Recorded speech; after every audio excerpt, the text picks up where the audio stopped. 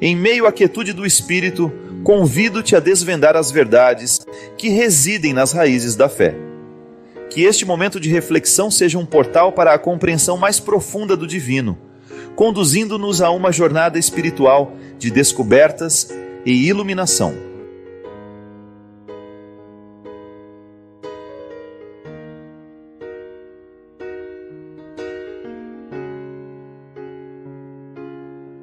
Nós somos tão cruéis na abordagem que nós fazemos sobre nós. Somos também cruéis com as abordagens que nós fazemos sobre os outros. Aliás, como nós erramos nessas visões que temos uns dos outros. A gente facilmente se apressa em julgar, em dizer que o outro é assim, assado. Não sabemos nada. O que eu vejo do outro é um fenômeno. A fenomenologia é aquilo que se manifesta diante de mim. Mas aquilo que o outro se manifesta é tão pouco do que ele é. Às vezes aquilo que eu estou conseguindo ver é o contrário do que ele é. Porque às vezes uma pessoa está sendo agressiva porque ela precisa ser amada, e eu acho que ela é a pior pessoa do mundo porque ela é agressiva. Mas no fundo é uma pessoa que precisa ser amada. Então o que eu vejo não corresponde à verdade. O que eu vejo é apenas um equívoco, um deslize dela em não saber pedir o que ela precisa.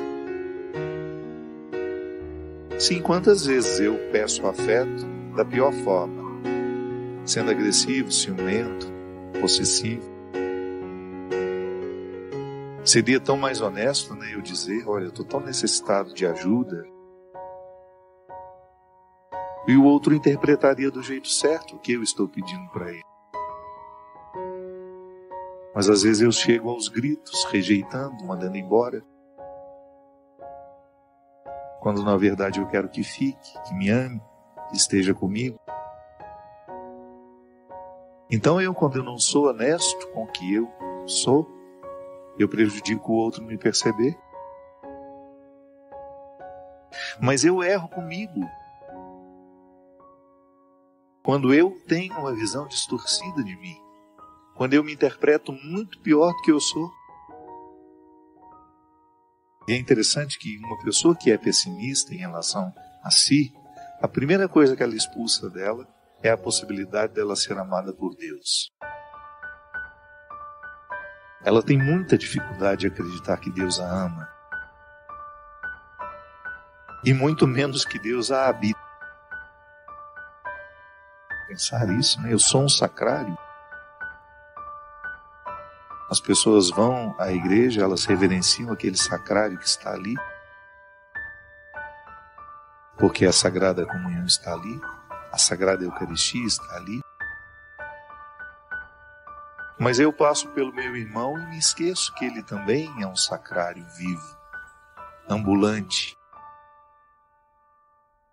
Tenho respeito pela Eucaristia, mas não tenho respeito pelo meu irmão que trabalha comigo na equipe de liturgia, na equipe de trabalho dentro da igreja. Não tenho reverência pelo ser humano que foi me atender na loja, ou não tive reverência pelo cliente que eu fui atender na loja em que eu trabalho.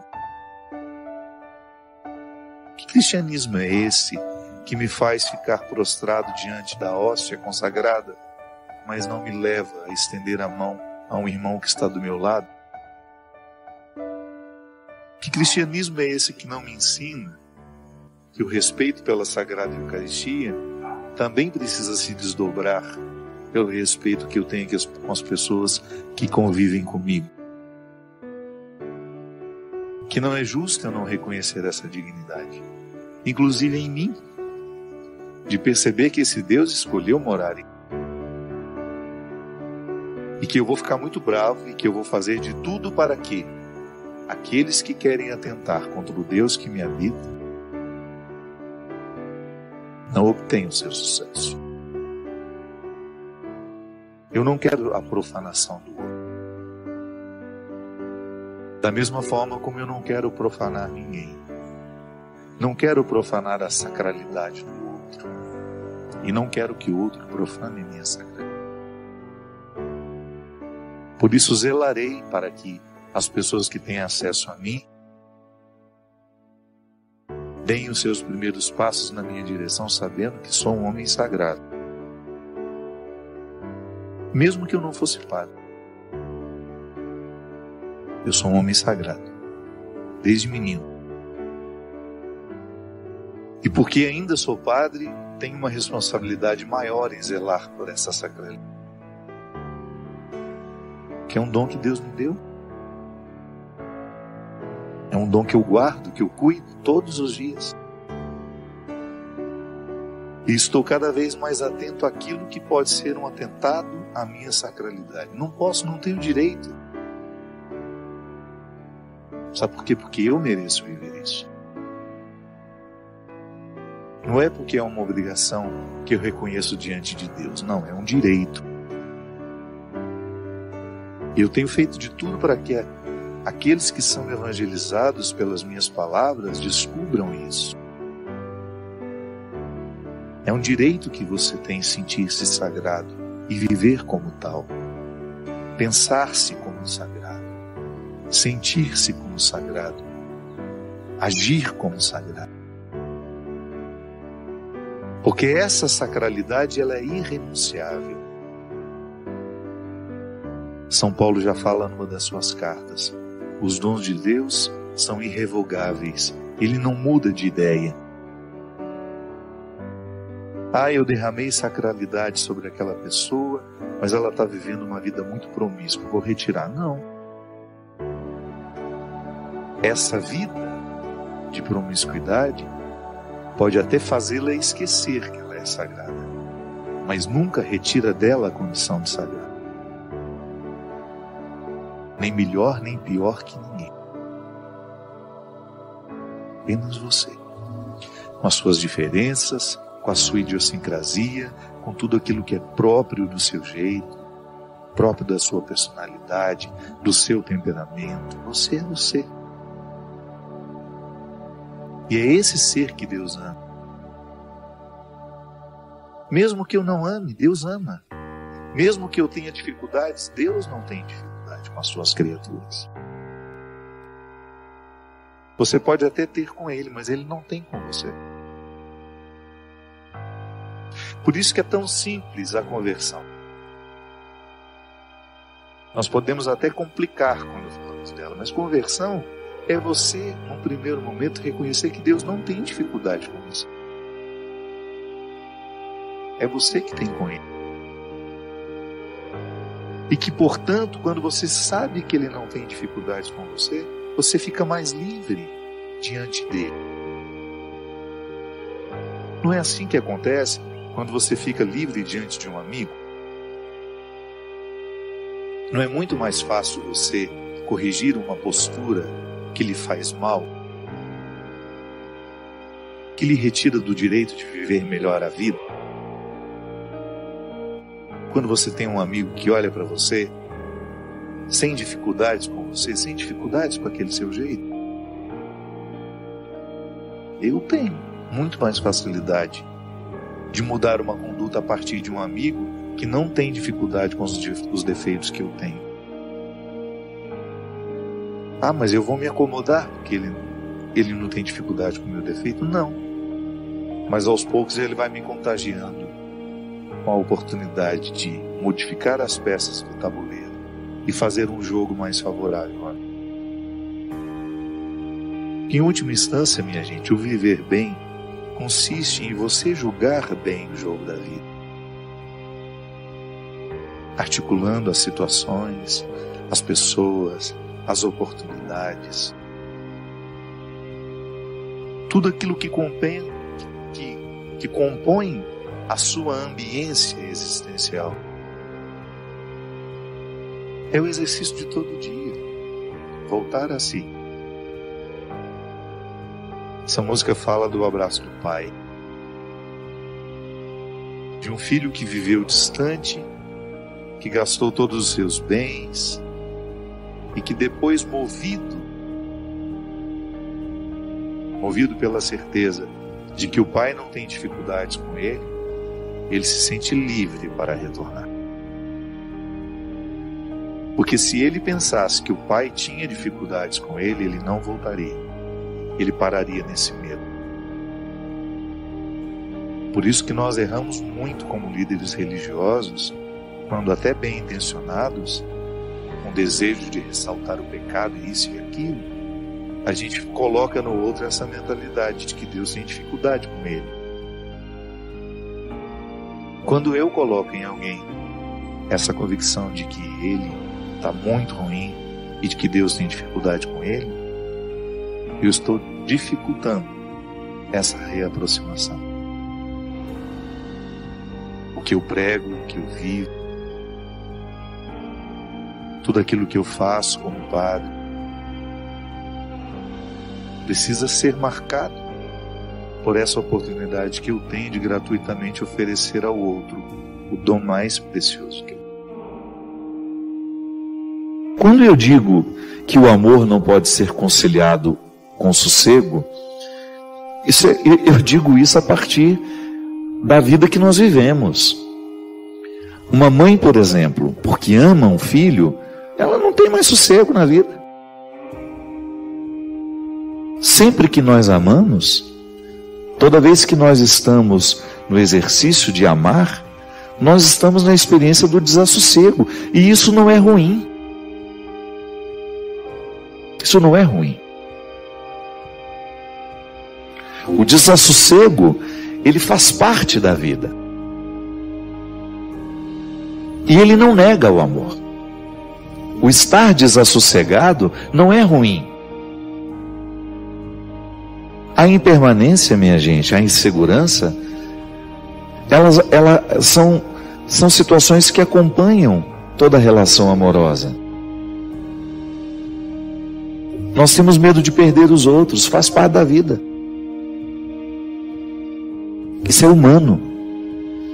Você não contradiz a Sagrada Escritura porque você compreende o amor que você sente provocando em você insegurança. Não, isso faz parte. Por mais que seja sólido o vínculo, volto a dizer,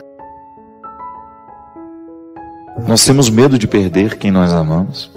É sobre isso que eu estava falando. Toda vez que eu coloco um filho no mundo, eu vou viver diariamente esse desassossego. Toda vez que eu coloco, que eu derramo amor sobre uma determinada situação, eu inicio em mim um processo de desassossego. E é um desassossego bom. A impermanência, essa instabilidade que é natural, não é uma instabilidade ruim não, no sentido de que, porque às vezes as pessoas têm umas frases prontas que dá uma preguiça, mas a gente escuta. Mas o amor corrige tudo. O amor é a solução para tudo. Mas o nosso amor é precário, o nosso amor é marcado pelo nosso limite. Onde há amor, não há medo.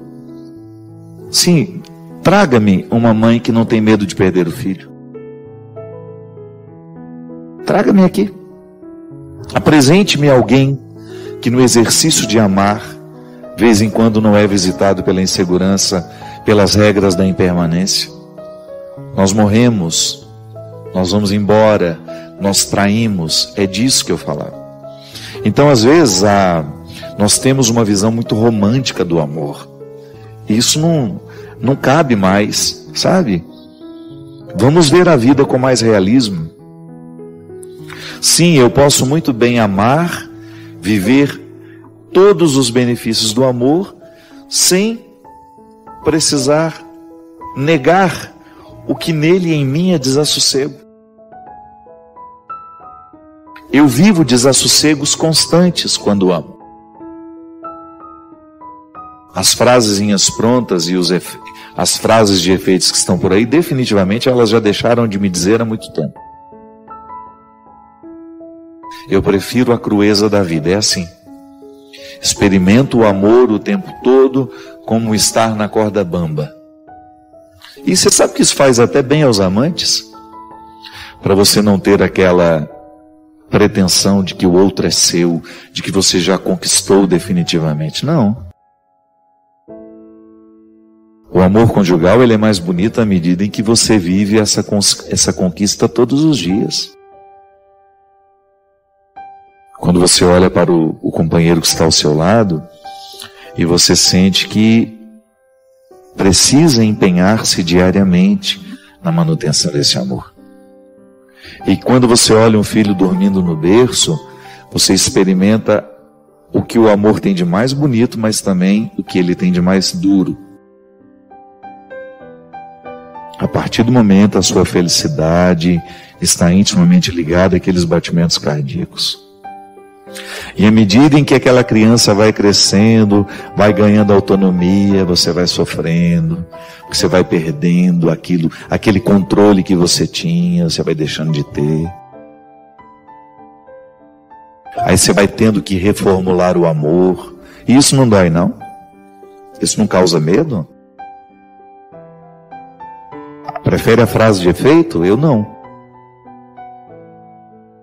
Eu prefiro ver o amor como uma realidade que o tempo todo me causa deleite, alegria, mas também me causa desconforto.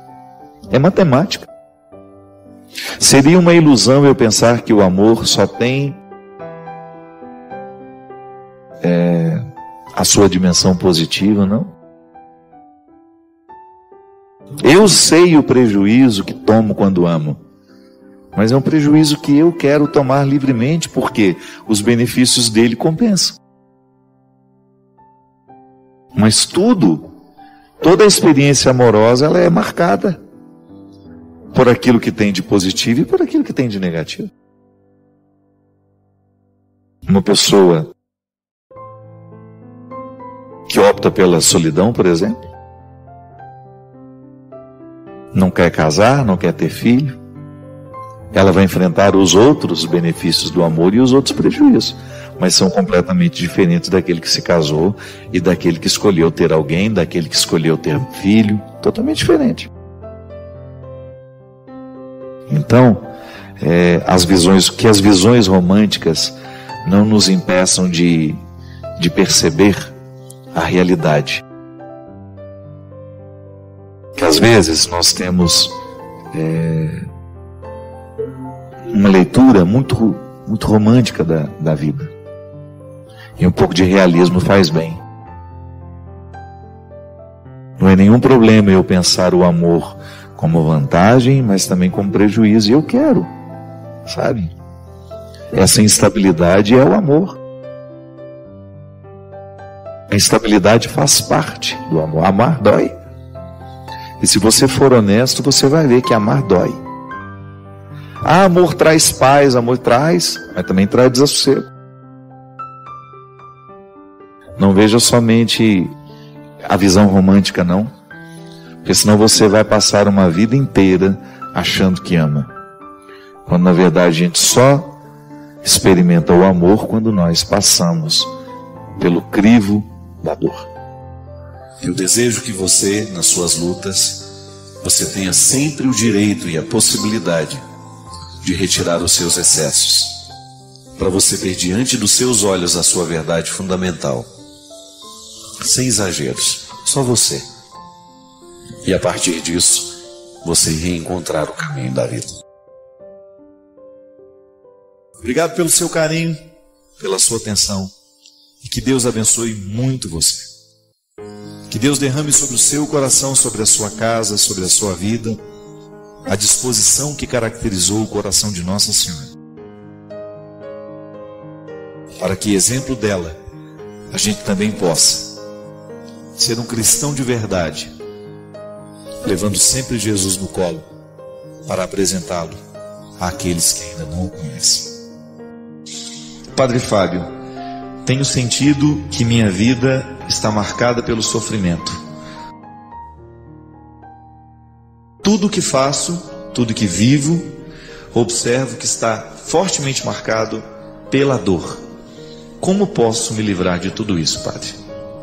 Minha filha, primeira coisa que nós precisamos identificar, que há espécies e formas de sofrimento, né? Vamos dar um exemplo. Quando você sofre uma dor, você está com uma pedra no rim, que é uma das piores dores que tem, né? Se você tem uma pedra no rim, você tem um sofrimento concreto, real. É o seu corpo que padece. E aí você corre atrás de todos os recursos da medicina para aliviar aquele órgão que está sofrendo. Aliás, sentir dor tem que ser para nós um motivo para ir ao médico, nunca de tomar um analgésico. Às vezes a gente resolve a dor com analgésico. Isso é, o organismo está mostrando para você que alguma coisa está errada, e é bom que a gente sinta dor, porque a dor é a manifestação daquilo que não está bem. No momento em que a dor é manifestada, nós temos uma espécie de sofrimento. E aí a gente sofre até o momento em que aquela dor é saciada, é sanada. Muitas vezes com medicamento, muitas vezes precisa de uma intervenção cirúrgica, uma dor muscular, por exemplo, uma massagem vai embora, o sofrimento vai embora. Só que pelo que eu percebo, o seu sofrimento é mais do que isso, né? Ele não se localiza, ele não pode ser radiografado, ele não pode ser detectado no exame de sangue. O que muitas vezes, e aí vem a outra espécie de sofrimento, que é o sofrimento muitas vezes psicológico, o sofrimento espiritual. O que é que alimenta o sofrimento psicológico? O pensamento. A gênese do sofrimento psicológico é aquilo que a gente pensa. Pode observar. Quantas vezes você ficou sofrendo por aquilo que você estava pensando? O pensamento é a fonte de toda dor. Psicológica é. E muitas vezes você tem o pensamento atingindo o seu corpo por causa da força que ele tem. Se você tem ansiedade, você vai fazer um discurso e você está pensando no medo que aquele discurso lhe traz. E você permite que aquele medo lhe domine. Isso é, você alimentou o pensamento. Eu estou com medo. Você está alimentando o medo através do seu pensamento. Você começa a ter dor de barriga. Não é assim? Você começa a ter dor nas pernas, você começa a ter dor nas costas, porque você vai ficando tenso, você joga toda a sua atenção no pescoço. Enfim, o pensamento atingiu o seu corpo. Muitas vezes o que acontece conosco é isso. Pode observar que boa parte dos sofrimentos que nós temos, eles são frutos dos nossos pensamentos. Descubra se aquilo que você está alimentando hoje, no seu pensamento, se isso te alegra ou se isso lhe traz preocupação, se isso lhe infelicita. E você vai saber se você vai sofrer mais tarde ou não. Porque aquilo que nós escolhemos pensar hoje é tão determinante sobre nós, é tão determinante, que a gente acaba se transformando naquilo que a gente pensa. É isso aqui que comanda, minha gente. Se você acordar amanhã acreditando que você é incapaz, que você não vai dar conta de nada, que você é um nada nessa vida, você realmente tem todas as chances de se transformar um nada nessa vida, porque você será influenciado por aquilo que você pensa de você. O pensamento é tão sério, é tão determinante sobre nós, que aquilo que a gente escolhe pensar é aquilo que naturalmente a gente vai ser por consequência. Eu até penso, e digo isso muitas vezes, nós nos ocupamos demais do que os outros estão pensando a nosso respeito. Você já deve ter passado muito tempo da sua vida preocupado com o que os outros estavam pensando de você. Você gerou sofrimento, porque você ocupou o seu pensamento daquilo que os outros pensam de você, mesmo que não seja verdade.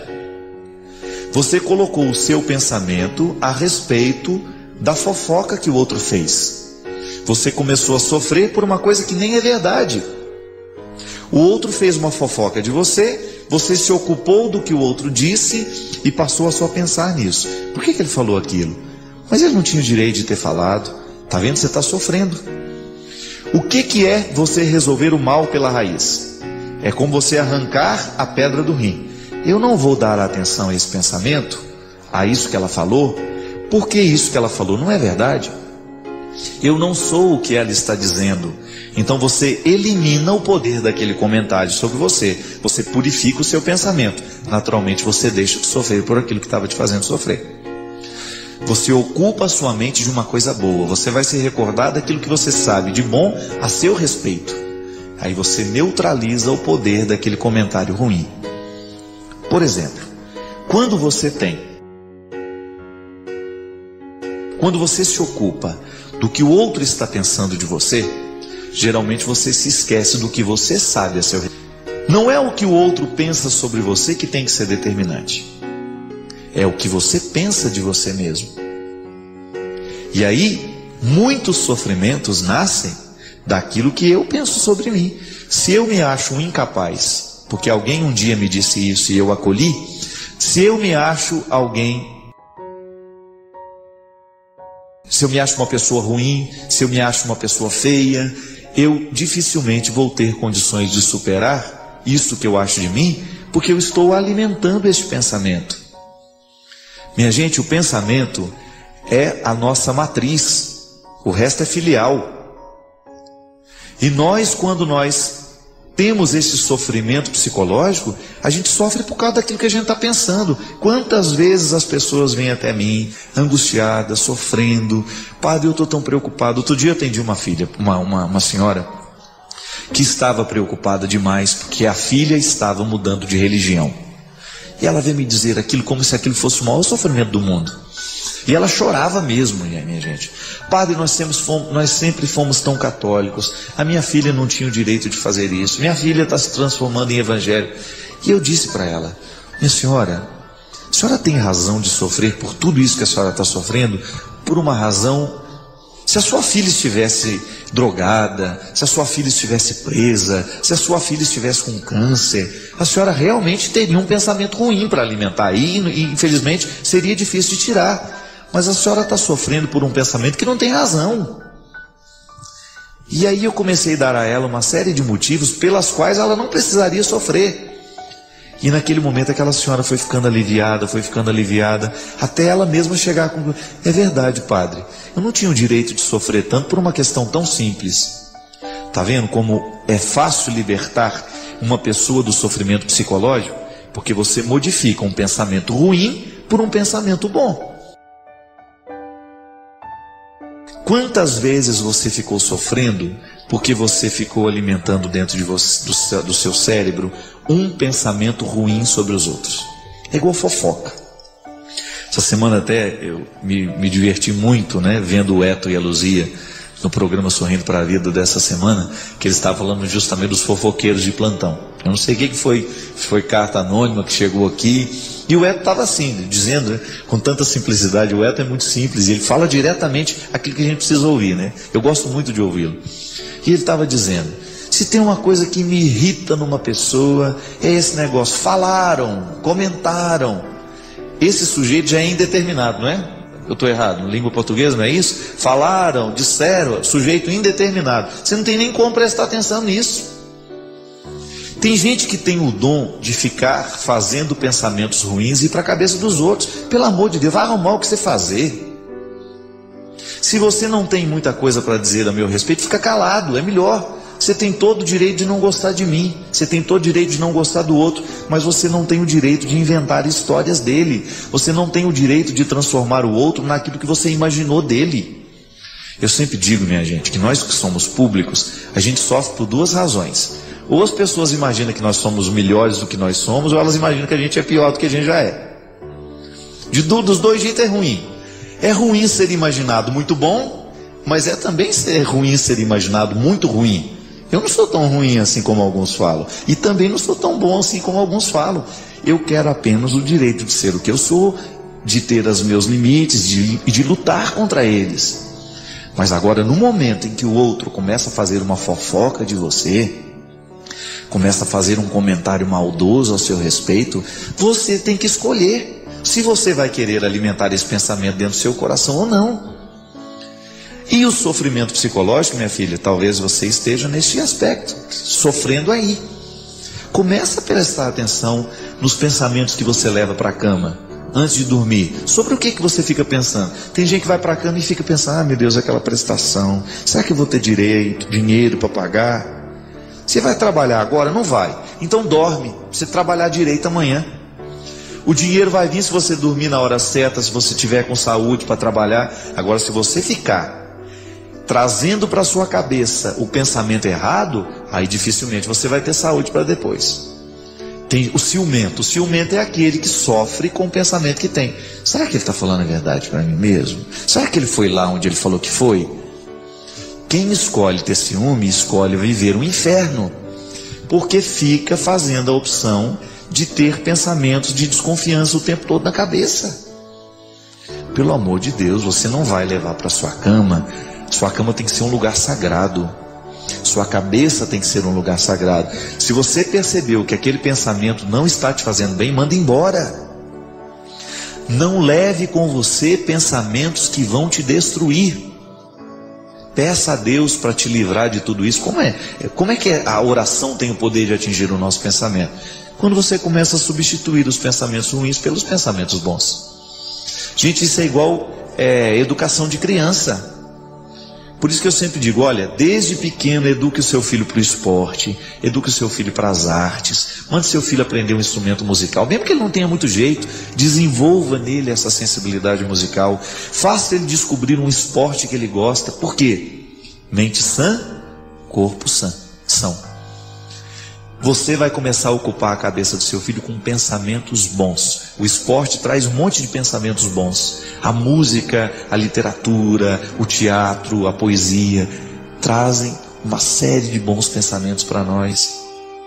E aí, os pensamentos ruins não vão ter espaço dentro de nós. Você vai fazendo aquela experiência de sofrer menos à medida em que você pensa com mais inteligência. Pode modificar o pensamento ruim de hoje? Modifique logo, para que você não vá dormir sofrendo. A gente só pode seguir adiante à medida em que a gente deixou limpo o caminho para trás. Não adianta. A nossa vida afetiva, se nós não nos exercitarmos na experiência da reconciliação diária, nós não vamos longe. Já disse isso aqui. Adélia Prado tem um poema lindo que ela fala: a experiência religiosa consiste, não é um poema, é um texto que ela escreveu, uma declaração que ela fez, sei lá. A experiência religiosa consiste desde a leitura de um texto sagrado, do observar formigas trabalhando e também de um olhar amoroso sobre nós mesmos. Isso é religião. É você lançar um olhar amoroso sobre si mesmo. O que é o olhar amoroso? É o olhar da reconciliação. Sabe por que às vezes a gente não se perdoa? É porque a gente não se compromete com a segunda parte do perdão que a gente precisa se dar. Como é que eu vou me perdoar se eu continuo agindo errado? Lembra, o exercício do perdão é contrato, igual eu estava dando o exemplo no início aqui do programa. Eu perdoo, mas a criatura perdoada tem que se comprometer com o perdão que recebeu. Tem que fazer um esforço para mudar. Se eu, ao me perdoar, não faço um esforço para a minha mudança, eu vou continuar patinando e não chego a lugar nenhum. E às vezes nós encontramos, gente, pessoas tão especiais, perdendo a vida, perdendo tempo, porque fica remoendo o passado, fica igual gado, né? Eu achei impressionante quando eu descobri que o capim que o gado come, ele fica comendo ele o dia inteiro, porque aquilo chama ruminar, né? Eu não sabia disso, eu aprendi isso, era já criança crescida, que eu ficava vendo aquela vaca lá, parecia que estava chupando uns chicletes, né? E eu perguntei à minha irmã: quem que dá chiclete para a vaca ficar mastigando desse jeito, né? Cida morava na roça naquela época, eu passava as minhas férias lá em Albertos, uma roçazinha que tem lá perto de Formiga. E aí ela disse: não, ele não está mastigando chicletes, ele está ruminando. E ruminando é o alimento, é extrair do alimento o máximo que ele pode lhe dar. Pelo amor de Deus, não vai ficar ruminando o peixe que você comeu, né? Joga para dentro, traz para fora, joga para dentro. Só o gado é que sabe fazer isso. A gente rumina de outro jeito. Mas o alimento que ele comeu, ele volta, né? E fica fazendo aquele processo. ele está extraindo o máximo do que o capim pode lhe dar. Isso é ruminar. Quando nós ruminamos de maneira positiva os nossos erros, nós extraímos dele o máximo que eles podem nos ensinar. Caso contrário, eu fico, desculpe a expressão, comendo o próprio vômito. Isso é lamentável. Quando você fica se alimentando o tempo todo do que não deu certo e lembra toda hora: ai meu Deus, mas eu não fiz, mas eu não dei conta. Pelo amor de Deus, é virar a página e continuar. Nós precisamos acreditar o tempo todo nisso, minha gente, senão a nossa vida é impraticável, ela é impossível. Não adianta a gente ficar esperando a perfeição, ela não vai chegar em nós. Nós não seremos perfeitos. O máximo que a gente vai conseguir é ser santo. E ser santo é você reconciliar as suas imperfeições com você mesmo e você começar a trabalhá-las para que elas se transformem em virtudes. O bom santo é aquele que fez dos seus pecados uma grande virtude. É o que a igreja nos ensina, é o que a igreja nos sugere. O cristianismo só é saudável à medida em que ele nos inspira a lidar bem com as nossas misérias. Eu não sou escravo das minhas misérias. Não sou eu que pertenço às minhas misérias. As minhas misérias é que me pertencem.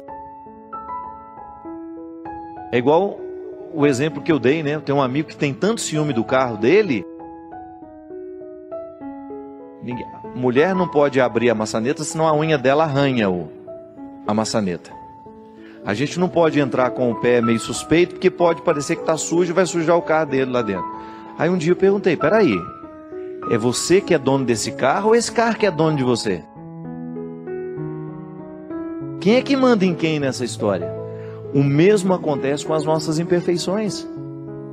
Quando nós começamos a dar às nossas imperfeições o poder de nos comandar.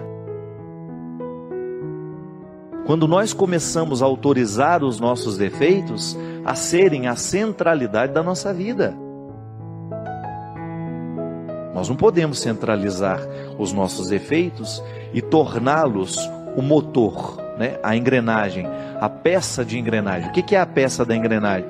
É aquela que faz o motor funcionar, rodar. A máquina roda a partir do funcionamento da engrenagem. Se eu coloco na engrenagem principal os meus defeitos, então eu vou girar em torno dos meus defeitos. E dificilmente eu vou conseguir enxergar neles algum processo de mudança. Agora, se eu coloco a minha atenção nas minhas possibilidades, então eu vou colocar todo o meu empenho, a minha vontade nas minhas possibilidades. Por que o invejoso não vai para frente? Porque o invejoso vive olhando para o quintal do outro. Ele não é capaz de administrar a própria vida, mas ele deixa que o outro, com seu sucesso, fique administrando a vida dele. O invejoso, na verdade, o que ele é? É uma pessoa extremamente infeliz. Ele não consegue viver a própria vida porque ele quer a vida do outro. Ele não consegue construir a própria riqueza porque ele quer a riqueza do outro. Ele não consegue desenvolver os próprios talentos porque ele quer o talento do outro. Pelo amor de Deus. Toda pessoa de sucesso é sempre invejada. Isso não é um privilégio seu. Não. Todo mundo que alcança alguma forma de sucesso na vida será invejada. Agora, ela será destruída à medida em que ela parar para ficar escutando os invejosos. Não é verdade? Se a gente dá trégua àquele que tem inveja da gente, ele nos destrói. Agora, se eu, meu amigo, é aquela velha história, enquanto os cachorros estão latindo, a minha carruagem passa. Sua carruagem tem que passar nessa hora. Não pare para ficar ouvindo aquilo que não vale a pena. Não fique colocando a sua atenção nas palavras de quem não tem consideração por você. É muito bom, gente, a gente receber palavras que estejam comprometidas com a gente. Eu tenho algumas pessoas que às vezes me escrevem regularmente. E às vezes eu comecei a observar que tem algumas delas que só escrevem para falar defeitos. Que nos últimos 5, 6 e-mails eu não encontrei uma palavra assim de... Olha, estava legal isso. Não, é sempre salientando um defeito. Eu não quero isso para a minha vida. Eu só vou aceitar a correção fraterna de quem sabe colocar o que diz de maneira carinhosa e que não faz da sua conduta excessiva de correções. Eu não preciso disso, eu já tenho maturidade suficiente para saber os caminhos que eu quero trilhar. Agora, os amigos que estão próximos me corrigirão na medida certa. Eu não quero dar a alguma pessoa que é apenas conhecida a autoridade de ficar me corrigindo todo dia. Bem, será que parou para perguntar qual é a opção que eu fiz? Por que eu fiz daquele jeito? Por que falei daquela forma? Não. Às vezes a pessoa já vem com a correção pronta porque ela acha que ela já tem a totalidade do conhecimento a respeito da sua verdade. Não, muito obrigado. E às vezes o nosso erro, a nossa infelicidade nasce disso. Quantas pessoas você encontra infeliz, mas infeliz mesmo? Eu encontro essas pessoas. Elas estão profundamente infelizes porque elas começaram a colocar o ouvido delas numa parede em que ela só escuta inveja. Não tem aquela história, a gente colocava o copo para a gente escutar, o outro falando mal da gente? Olha que imbecilidade. Vê lá se eu quero ouvir o outro falar mal de mim agora, eu não. Quero ouvir correções fraternas, isso sim. Agora o outro falar mal de mim, eu me lembro uma vez, estava fazendo a tenda do Senhor com o Padre Léo. Aí eu estava falando assim, a gente estava dizendo, né, de às vezes de pessoas que criam comunidade para falar mal do outro. E aí, ele falou, e você tem um trem desse? Eu que me livre de criar um espaço para o outro falar mal de mim. Já chego que fala, e é verdade. Às vezes nós colocamos o copo na parede para ouvir o que o inimigo está falando de nós. Cuidado. Porque às vezes nós fazemos a escolha errada aí. Para que querer saber o que não vai edificar?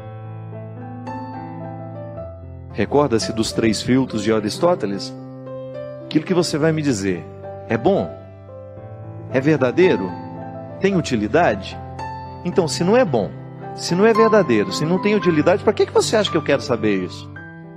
A mesma coisa. Às vezes nós passamos parte do nosso dia investigando o que o outro falou ou deixou de falar de mim. Não. Muda isso. Se você tem esse hábito, começa a colocar atenção no que você pode. O que o outro fala de ruim de você, se não é para lhe edificar, esquece, não põe atenção. Não demore nem 2 minutos do seu tempo para prestar atenção naquilo. Nem 1 minuto. Volto a dizer, a correção que vale a pena é aquela que está no processo do comprometimento. O outro me conhece, o outro sabe quem eu sou e ele tem uma palavra para me edificar, mesmo que seja de correção, mesmo que seja para me chamar a atenção de um detalhe que eu preciso mudar e que eu não estava percebendo. Minha gente, nós podemos fazer essa comparação de maneira muito bonita. Quem fala do outro lado mal de nós e o tempo todo quer nos colocar tristezas e desesperos é o diabo. E o diabo se utiliza de pessoas para fazer isso com a gente. Quantas pessoas desistem na vida justamente porque deu ouvido ao diabo? Mas não é o diabo chifrudo. É o diabo que anda no meio de nós, que tem saia, que veste as mesmas roupas que nós, que sorri do mesmo jeito que nós, que parece ser seu amigo, mas não é. Então nós temos que neutralizar o poder do diabólico. Nós não podemos, se dentro do seu trabalho você tem uma pessoa que fala mal de você, comece a neutralizá-la. Sabe como? Deixando de dar atenção ao que ela fala e você dando a ela um tratamento melhor que você pode. A pior maneira de cuidar de inimigos é sendo inimigo dele também. A pior maneira de você cultivar, não há solução nisso. Se você quer neutralizar o poder do seu inimigo, trate bem. É o melhor jeito. Se você mantém a distância necessária, porque é seu inimigo, tudo bem. Você tem o direito de dizer, não fará parte do meu convívio. Mas trate bem sempre que você tiver a oportunidade. É um jeito que você tem de fazer Deus vencer. Deus vence nessa hora. Quando ao invés de nós tratarmos com indiferença, quando ao invés de nós tratarmos com agressividade, a gente muda a regra. E às vezes nós conquistamos as pessoas dessa forma, minha gente. Muitos inimigos são nutridos é porque a gente não tem a coragem de desafiá-los. Eu mesmo. Quantas pessoas que se diziam minhas inimigas e que no momento em que eu tratei como se fossem meus amigos, elas ficaram sem graça. Às vezes dentro do nosso lugar de trabalho, a gente enfrenta essas coisas. A pessoa nos trata mal, inventa coisas sobre nós e faz fofoca, e faz isso, faz aquilo. Você entrega a sua melhor parte. Não pode ser diferente. Para que dar a ela o que você tem de pior? Para ficar nivelado? Para ficar tão ruim quanto ela é? Não. Não há necessidade disso. Deus tem que nos inspirar o processo da melhoria. E isso é salvação. Isso é cuidar. É o que Deus me convida, é o que Deus te convida, e que nós não estamos fora. Como eu dava o exemplo da dengue, quantas vezes nós criamos focos de coisas ruins por causa do nosso descuido, da nossa preguiça de levantar, de ir lá resolver a situação, de julgar a água podre fora, de julgar a palavra podre fora. Eu não quero guardar isso que você me deu. Eu jogo fora o que você vomitou em mim, eu não quero isso. Eu não vou guardar essa palavra de agressão, eu não vou guardar a sua agressividade, porque ela é sua, ela é fruto do seu desequilíbrio. Eu não quero guardar isso dentro de mim. É direito meu, é direito seu, olhar nos olhos das pessoas que lhe agridem e dizer isso. Guarde a sua agressividade para você. Se ela é a sua pior parte, resolva-se com ela. Eu não tenho a obrigação de trazer para dentro de mim a pior parte. Tanto é que você está jogando fora. Se ela fosse boa, você guardaria. Se você joga fora, é porque você não está satisfeito com ela. E eu não sou o lugar da sua miséria. Eu não tenho a obrigação de ser o depósito da sua miséria. Muita salvação de Deus deixa de acontecer na nossa vida é porque a gente não tem a coragem de tomar essa iniciativa e de dizer tudo isso que eu estou dizendo. Às vezes hoje você vai ficar inspirado a dizer isso a muita gente, com carinho, com fraternidade, para que pare o poder de tudo que é diabólico sobre mim, sobre você. O processo é isso. É tudo aquilo que está alinhavado, que tem coerência, que tem argumentos, e que depois, quando você olha para ele, é um todo. Não é apenas um detalhe, não, é um todo. O processo, ele vai observar todas as fases daquilo que está sendo analisado. E na nossa vida, minha gente, se nós não tivermos a sabedoria necessária, nós vamos viver a vida sempre esquecendo de que ela é processual, querendo apenas o resultado das coisas. E não é assim. Se eu não me alegrar no processo, a felicidade não será possível para mim. Jung, que foi um grande seguidor de Freud, que depois criou uma forma muito única de ver a psique humana, ele dizia justamente que o ser humano ele fica vivo à medida em que ele é alimentado por um desejo.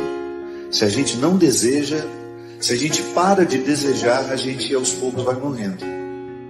Sim, porque para ele o desejo é um elan vital que nos mantém vivos. É aquele movimento interior que faz com que a gente tenha disposição de acordar todos os dias, de ir trabalhar, de ir viver, de fazer o que a gente precisa fazer, porque um desejo nos alimenta. Jung dizia que quando nós vivemos a satisfação do desejo, pode haver até uma certa frustração. Aí a gente vai descobrir que o melhor do desejo era construí-lo, e nem tanto a sua realização. É daí que nasce aquele ditado popular que o melhor da festa é esperar por ela. Sim, a experiência de você cultivar um desejo, e você pode chamar de outra coisa, pode falar de outra forma isso. Viktor Frankl chamava de sentido da vida. Quando você mantém vivo o sentido das coisas, da existência, daquilo que te faz ser quem você é, você começa a saborear o processo, que não é só um resultado do sentido da vida, não. O sentido da vida pode até me levar a alguns resultados, mas nem sempre eu tenho resultados daquilo que eu faço. Mas eu preciso descobrir uma satisfação ali naquilo que eu faço. É o preparar. É igual o significado da palavra esperança. A esperança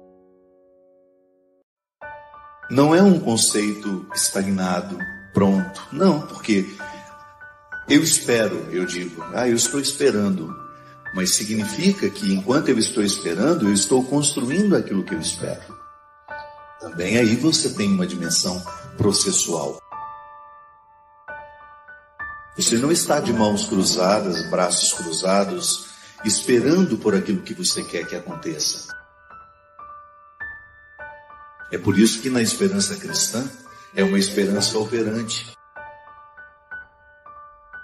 Um conceito que a gente pega de um filósofo não, teólogo, protestante inclusive, Moltmann, dizia de maneira sofisticada que a esperança cristã, ela é operante. Isto é, eu opero enquanto espero. Eu faço, eu construo aquilo que eu estou esperando. Essa é a esperança cristã em relação à eternidade. Às vezes muitas pessoas têm uma certa ansiedade, em relação à eternidade. E eu compreendo, nós que somos ocidentais, nós temos uma dificuldade muito grande de lidar com a eternidade, porque nós ocidentais somos muito racionais. Na semana passada eu falava da monja Regina, que é uma hinduísta. E chegou um momento de algumas explicações que ela estava nos dando, e eu percebi que ela ia ficando assim, sem graça diante de nós. Aí ela parava e falava, mas isso não dá para explicar. Sim, porque embora ela seja ocidental, ela está vivendo uma religião que tem uma filosofia oriental muito baseada numa capacidade que eles têm de não precisar perguntar racionalmente sobre tudo. Eles convivem bem com a pergunta. Eles não têm tanta necessidade da resposta. E às vezes a fé parece até ingênua. Mas nós que somos ocidentais, com essa necessidade de racionalizar tudo, nós muitas vezes olhamos para a eternidade e queremos entendê-la. E às vezes eu, como padre, vivo o constrangimento de ter de falar sobre isso de forma racional, quando na verdade a eternidade não cabe nos nossos conceitos racionais. Aí a pessoa me pergunta, padre, como é que é depois que a gente morre? Primeiro, eu não morri também, não sei, estou na mesma situação que você. Aí a minha fé, eu como cristão, eu sou levado a acreditar que a eternidade será o meu encontro definitivo com Deus. Isso pode significar tanta coisa, mas não dá para racionalizar isso. Porque se eu tentar racionalizar, há pessoas que têm necessidade de imaginar o céu igual uma cidade. Com ruas, com casas, onde moram os melhores, onde moram os piores. Há pessoas que têm necessidade imensa de pensar o céu como se fosse um lugar igual aqui. Sim, se eu estou falando de eternidade, naturalmente eu preciso esquecer o tempo e o espaço, que são categorias humanas, terrenas. O tempo, esse que a gente olha no relógio. O espaço, essa localização, onde fica essa casa, onde fica a outra casa, onde está essa cidade. Você pega um mapa e você identifica as cidades, os países, os estados. Bem, se eu quiser compreender a eternidade a partir dos conceitos racionais e daquilo que racionalmente eu posso falar, eu vou ficar com uma visão muito mesquinha da eternidade. É por isso que Moltmann dizia que o conceito de esperança é a forma mais justa e honesta que nós temos de pensar a eternidade. A partir dele, eu espero, mas o que eu espero? Não sei. Será uma surpresa. Mas enquanto eu espero, eu preparo, porque a esperança é operante. Tá, mas como é que eu preparo? Vivendo bem. É vivendo bem que nós preparamos a eternidade. Pare de ficar com essa ansiedade, de ficar querendo saber como será depois da morte. Ocupe-se da vida, é a única maneira que você tem de preparar a morte. É a maneira mais justa, mais honesta que você tem de olhar para a sua eternidade, para aquilo que lhe espera, é vivendo bem o momento presente.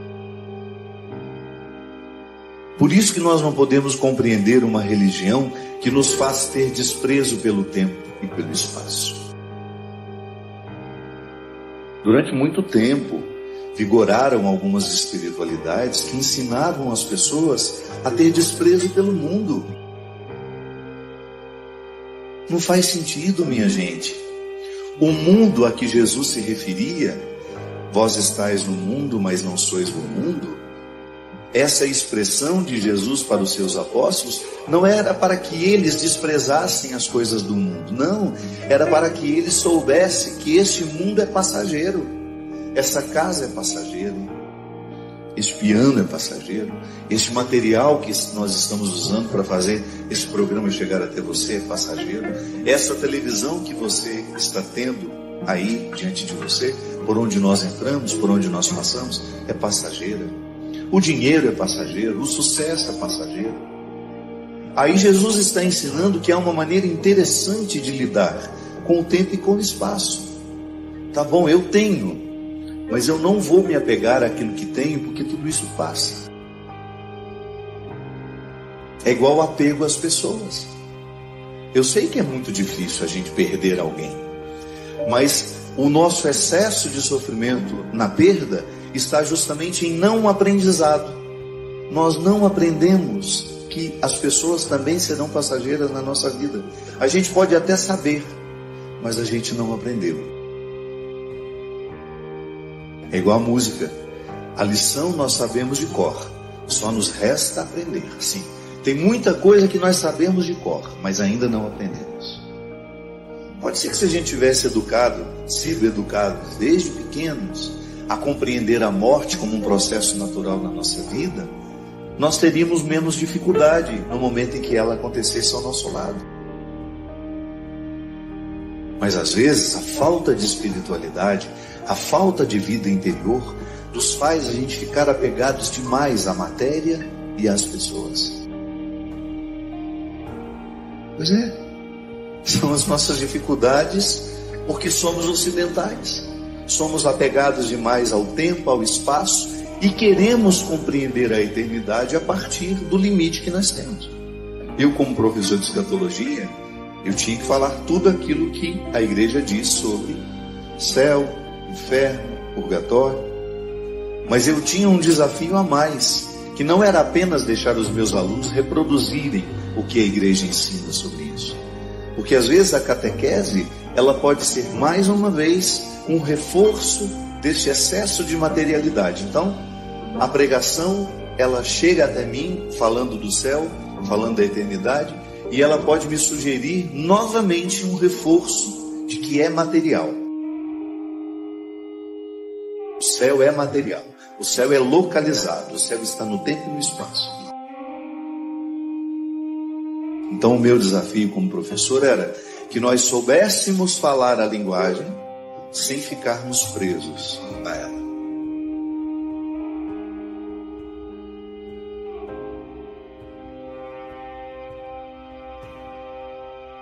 Sua opinião é importante para nós. Comente abaixo, inscreva-se para mais conteúdo enriquecedor e ajude-nos a espalhar essas mensagens positivas compartilhando este vídeo.